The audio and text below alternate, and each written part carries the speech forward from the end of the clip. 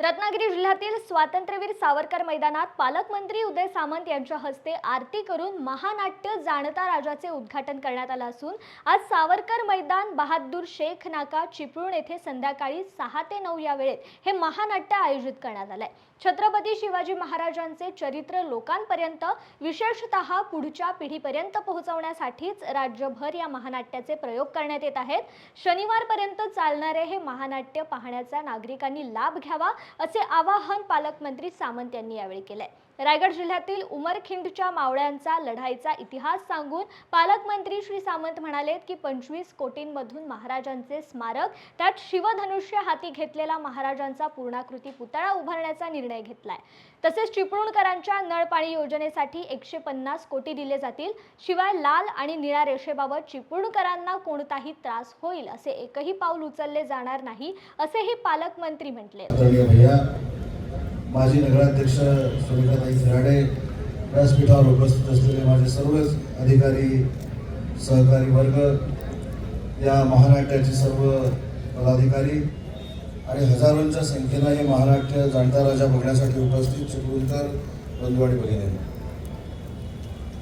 कदाचित आपल्याला माहिती नसेल, हा देखील प्रयोग हा रत्नागिरीमध्ये होणार होता। सांस्कृतिक महोत्सव रत्नागिरीमध्ये झाला आणि त्याच्यानंतर जाणता राजाचा प्रयोग जिल्ह्याच्या ठिकाणी असावा अशा पद्धतीचा GR निघालेला आहे। परंतु विशेषतः 2 व्यक्तींचे या ठिकाणी मला आवर्जून उल्लेख केले पाहिजे। एक म्हणजे आपले लोकप्रिय आमदार शेखर सर आणि दुसरे आदरणीय भैया।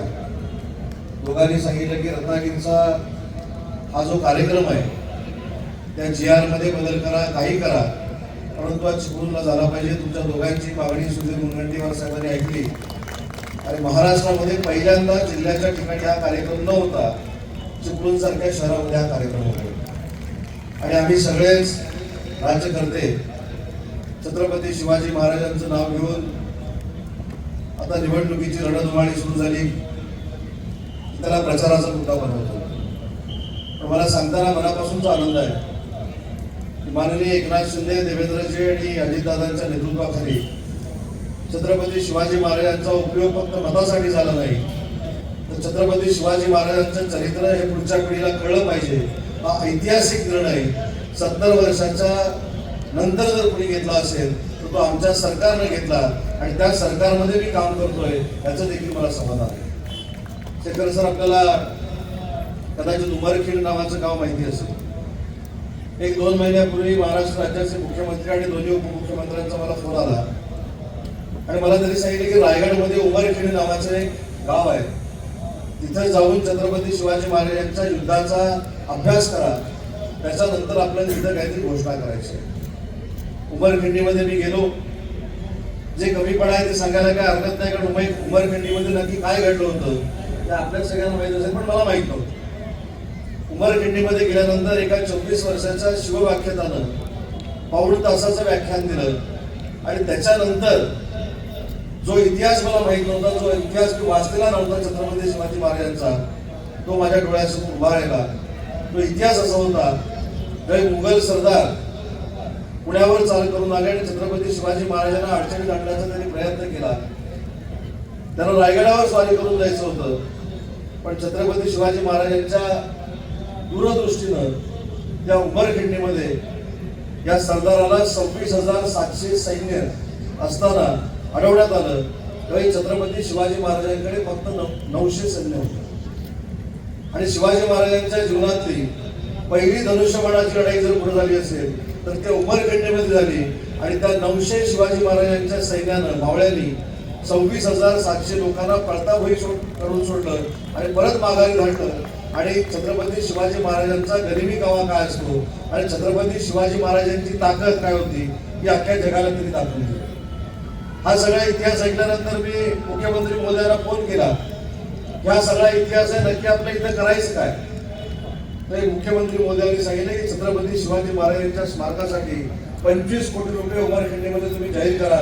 आपल्याला 25 कोटी रुपयाचं छत्रपती शिवाजी महाराजांचं स्मारक त्या ठिकाणी उभं करायचं आहे आणि सगळ्यात महत्वाचा भाग होता की जगाच्या पातळीवर कुठेही नसलेला छत्रपती शिवाजी महाराजांचा पूर्णाकृती पुतळा, हातात धनुष्यबाण असलेला जगातला पहिला पुतळा आम्हाला उमरखंडीमध्ये तयार करायला सांगितला आणि त्याचा DPR देखील आम्ही मंजूर केला. आणि म्हणून छत्रपती शिवाजी महाराजांचं नाव घ्यायचं, नुसती मतं मागायची हा काय उद्योग आमचं सरकार करत नाही. छत्रपती शिवाजी महाराजांचं चरित्र हे लोकांपर्यंत आणि पुढच्या पिढीपर्यंत पोहोचवण्यासाठी हा देखील जाणता राजाचा प्रयोग हा प्रत्येक जिल्ह्यामध्ये होतोय. आणि म्हणून जाणता राजाच्या सगळ्याच पदाधिकाऱ्यांना मी मनापासून धन्यवाद देतो आणि चिपळूणकरांना अजून एक विनंती करतो या कार्यक्रमाच्या निमित्तानं. सर, आपण पुण्याला जर गेला असेल तर बाबासाहेब पुरंदरेंनी उभा केलेली शिवसृष्टी आपण बघितली असेल. त्या शिवसृष्टी बघितल्यानंतर छत्रपती शिवाजी महाराजांचा आता देखील आपल्याला भास होतो. आणि चिपळूणकरांना मला विनंती करायची आहे, ती शिवसृष्टी आपण बघावी आणि शिवसृष्टीचा पूर्ण परिसर फिरून झाल्यानंतर ज्यावेळी छत्रपती शिवाजी महाराज आपल्याबरोबर बोलतात ती 7 मिनिटं जर आपण ऐकली तर मला असं वाटतं महाराष्ट्र खऱ्या अर्थानं पुन्हा एकदा महाराष्ट्र आदर्श म्हणून उभा राहायला वेळ लागणार नाही. त्या शिवसृष्टीचं दर्शन देखील आपण सगळ्यांनी मिळून घ्यावं ही देखील विनंती करतो. आज मोठ्या संख्येनं आपण या ठिकाणी जमलाय म्हणून 2 महत्वाची जी विकासाची कामं चिपळूणकरांसाठी आहेत ती देखील या ठिकाणी प्रामाणिकपणानं सांगतो. एक म्हणजे आपली नळ पाणी योजना. शेखर सर देखील या ठिकाणी आहेत, माजी नगराध्यक्ष देखील या ठिकाणी आहेत. मी जो शब्द दिलेला आहे चिपळूणकरांना जो शब्द मी दिला तो पालकमंत्री म्हणून मी पूर्ण करण्याचा प्रामाणिकपणाचा प्रयत्न केला आहे. हा देखील शब्द देतो की आचारसंहिता संपल्यानंतर या देखील नळपाणी योजनेला 50 कोटी रुपये एकनाथ शिंदे साहेबांच्या नवीन नेतृत्वात 150 कोटी रुपये हे सरकारच्या माध्यमातून उपलब्ध करून दिले जातील. आज जाणता राजाचा प्रयोग आहे. चिपळूणकरांची एक मागणी होती की शिवसृष्टी चिपळूणमध्ये उभी राहिली पाहिजे. त्या शिवसृष्टीचं काम देखील सुरू झालेलं आहे. आणि पाण्याचा प्रश्न जो आपल्याला भेडसावतोय तो पाण्याचा प्रश्न दूर करण्यासाठी कालच 9.5 कोटी रुपये ते मंजूर करून मी शिवच्या ताब्यामध्ये दिलेले आहेत. ते देखील काम लवकरात लवकर सुरू करतील याची मला पूर्ण खात्री आहे.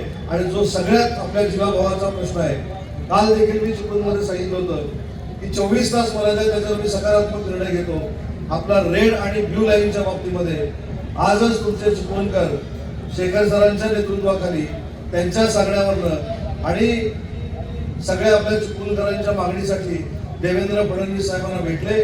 आणि देवेंद्र फडणवीस साहेबांनी पालकमंत्री या नात्याने ब्ल्यू आणि रेड लाईनच्या बाबतीमध्ये स्पष्ट मला असं सांगितलेलं आहे की चिपळूणकरांना त्रास होईल असं एकही पाऊल सरकारकडनं उचललं जाणार नाही. आणि त्याच्या बाबतीमध्ये देखील सकारात्मक निर्णय घ्यायचा निर्णय हा माननीय देवेंद्रजींनी घेतलेला आहे. त्याच्यामुळे या कार्यक्रमाच्या निमित्तानं अन्य काही विकास कामांची ज्या काही आपल्या अडचणी होत्या त्याच्यावर देखील मी सुतोवाच केलेला आहे. पुन्हा एकदा आपल्या सगळ्यांचं या कार्यक्रमासाठी मी मनपूर्वक स्वागत करतो. जाणता राजाच्या टीमचं देखील स्वागत करतो. आणि पुढच्या 3 दिवसांसाठी हजारो लोकांच्या उपस्थितीमध्ये हा कार्यक्रम होईल आणि तो चांगल्या पद्धतीने आपण साजरा करा ही शुभेच्छा देतो आणि थांबतो. जय हिंद, जय महाराष्ट्र.